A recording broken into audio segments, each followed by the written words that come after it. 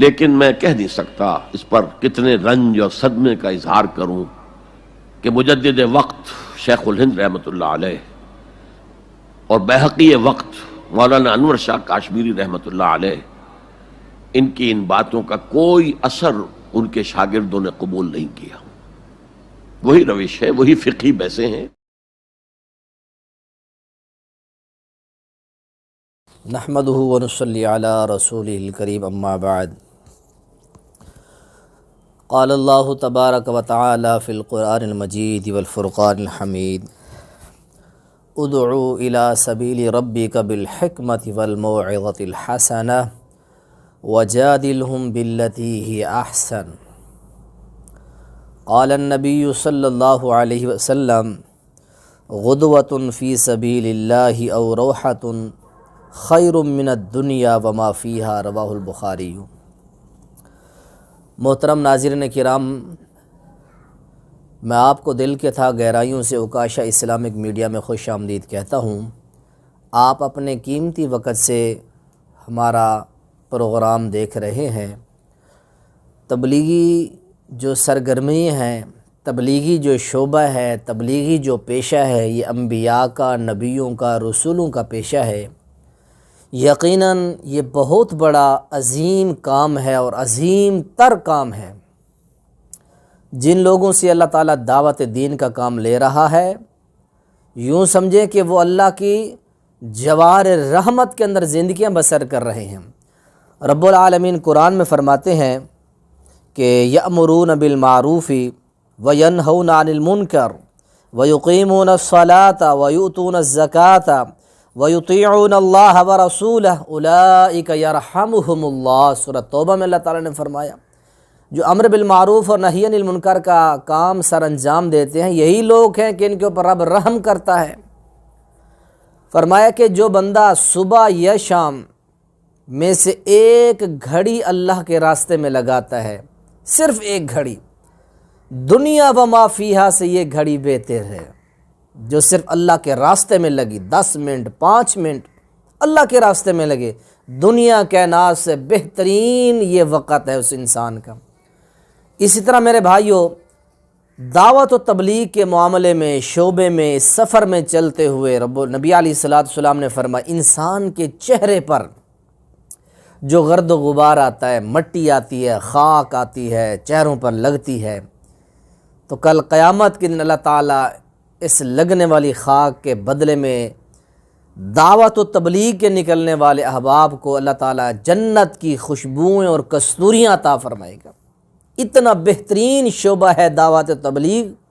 اللہ تعالیٰ اس شعبے سے ہمیں محبت پیار کی توفیق کی نصیب فرمائے اور اس کے ساتھ چلنے کی اور دعوت دین کے کام میں لگنے کی اور اس شعبے کے ساتھ محبت کی توفیق نصیب فرمائے اللہ تعالیٰ۔ کچھ دنوں سے جماعت تبلیغ کے اوپر جو پابندیوں کی خبریں عائد ہیں، تبلیغی جماعت ایک انٹرنیشنل جماعت کا آج کے اس دور میں ایک رتبہ اور مقام رکھتی ہے۔ پاکستان میں نہیں بلکہ پوری دنیا کے اندر اس جماعت کا ایک وسیع نیٹ ورک ہے، ایک وسیع جو ہے رابطہ ہے۔ تو احباب ذی وقار، اتنی عظیم جماعت اور اتنے مضبوط روابط ہونے کے باوجود گزارش یہ کروں گا کہ احباب، اتنی انٹرنیشنل آپ کی جماعت ہے، بڑی وسیع پیمانے پر آپ کی جو ہے وہ روابط ہیں، آپ کے تعلقات ہیں، آپ کی رسائیاں، آپ کے رسائل و وسائل ہیں، اللہ کے کلام کو نصاب بنا کے گلی گلی محلے میں نکلے۔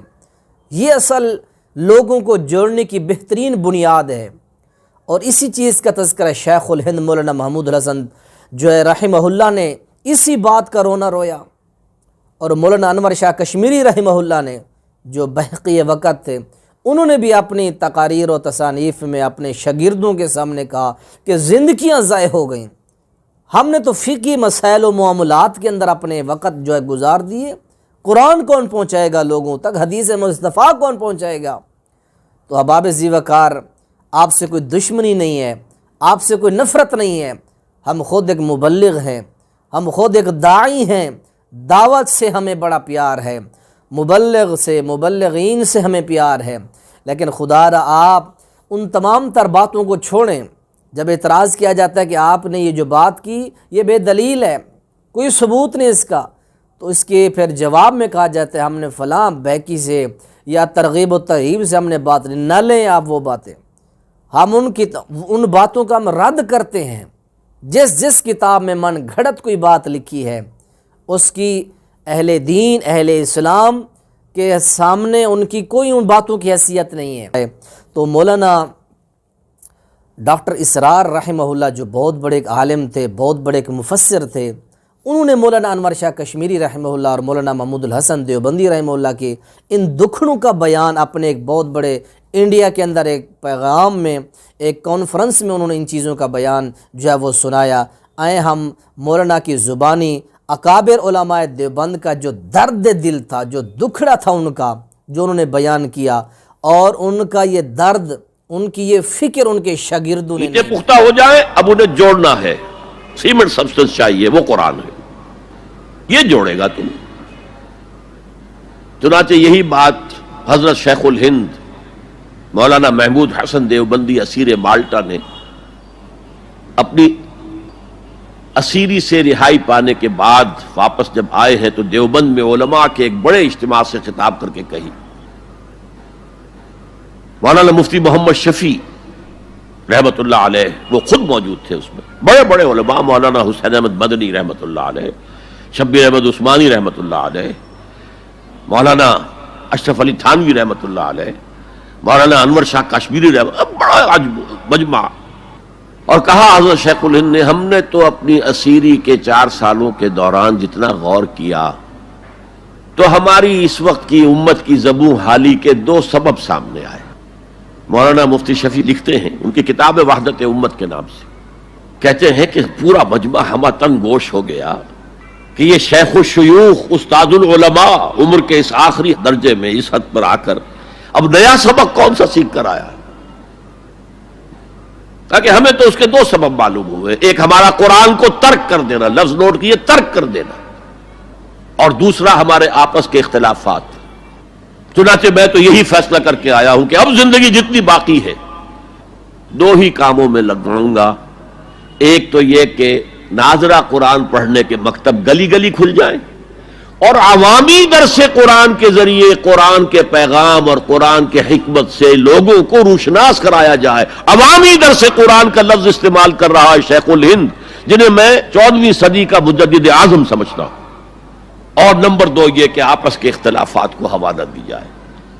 یہ واقعہ کوٹ کر کے مفتی محمد شفیع صاحب لکھتے ہیں کہ حضرت شیخ نے جو 2 باتیں کہیں اصل میں وہ ایک ہی ہے۔ ہمارے باہمی اختلافات بھی تو اسی وجہ سے ہیں کہ ہم نے قرآن کو ترک کر دیا ہے۔ بتائیے شیخ الہند نے کیسے ترک کیا قرآن؟ مولانا مدنی نے کیسے ترک کر دیا قرآن؟ کیا مطلب اس ترک کرنے کا؟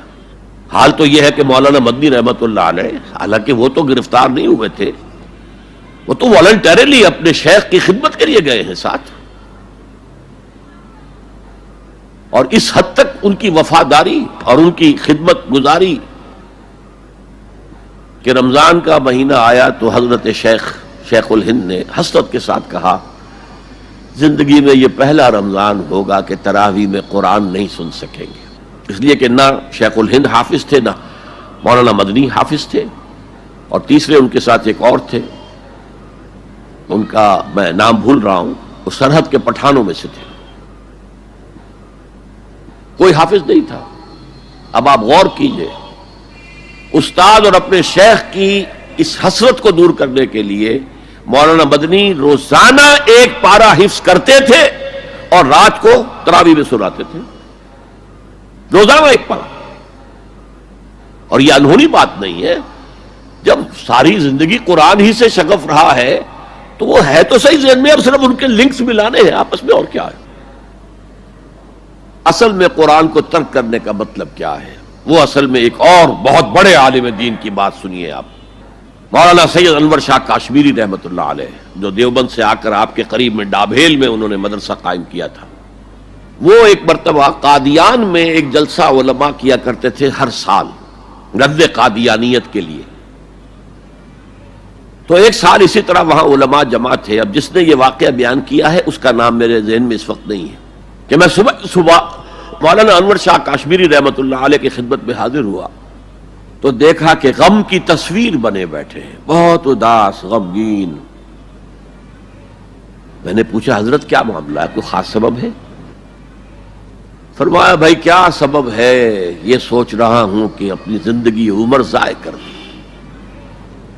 میں نے کہا حضرت آپ نے زندگی ضائع کر دی، عمر ضائع کر دی؟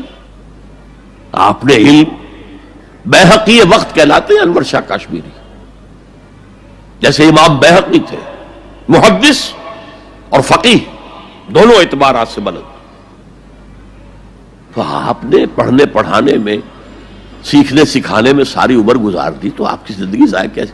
کہنے لگے ہم نے سارا زور اسی پر رکھا کہ ثابت کر دیں کہ شافعی کی رائے صحیح نہیں ہے، ہماری رائے صحیح ہے۔ اسی کے لیے دلائل، اسی کے لیے بحثیں، اسی کے لیے لمبی چوڑی جو ہے ہمارے ہاں نشستیں منعقد ہوئیں مدارس کے اندر، حالانکہ اللہ کے ہاں یہ ہم سے سوال نہیں ہوگا۔ گمراہیاں طرح طرح کی پھیل رہی ہیں، ہم ان بحثوں میں لگے ہوئے، حالانکہ زیادہ سے زیادہ یہ کہا جا سکتا ہے کہ قول اصحابنا ثواب محتمل الخطا، اور جو قول دوسروں کا ہے وہ خطا ہے محتمل الثواب۔ زیادہ سے زیادہ یہ کہہ سکتے ہیں ہم کہ ہمارے جو اسلاف ہیں، ہمارے جو اساتذہ ہیں، ان کا قول صحیح ہے، اگرچہ اس کے خطا ہونے کا بھی امکان ہے۔ ہم یہ نہیں کہہ سکتے کہ اس کے غلط ہونے کا کوئی امکان ہی نہیں، معصوم تو وہ نہیں تھے۔ اور قولہم، ان کا جو ہمارے سامنے ہے مد مقابل ہے، اور وہ شافعی ہے۔ اصل تو جو ٹکراؤ تھا وہ فقہ حنفی اور فقہ شافعی کے مابین تھا۔ ہم صرف یہ کہہ سکتے ہیں کہ ان کا یہ قول خطا ہے، غلطی ہے، اگرچہ احتمال موجود ہے کہ وہی صحیح ہو، اس کے سوا تو ہم کچھ نہیں کہہ سکتے۔ اور ہم نے اپنی ساری زندگی اس کام میں لگا دی،